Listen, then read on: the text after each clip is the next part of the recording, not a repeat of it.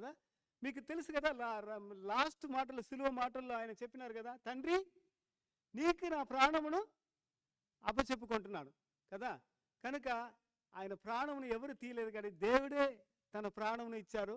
మళ్ళీ దేవుడే మళ్ళీ తిరిగి తన ప్రాణమును ఆయన మళ్ళీ తిరిగి తీసుకున్నాడు. ఎందుకు ఆయన తిరిగి వచ్చారంటే అప్పుడే మనకి జయం కదా. ఆయన మరణమును జయించారు కాబట్టి మనం కూడా ఎలాగ ఉండగలం, మరణమును జయించగలము.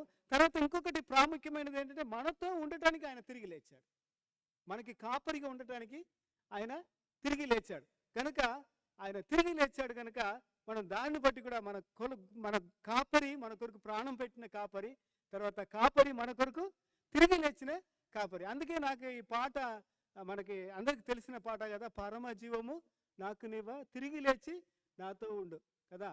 పరమ జీవము నాకు నీవ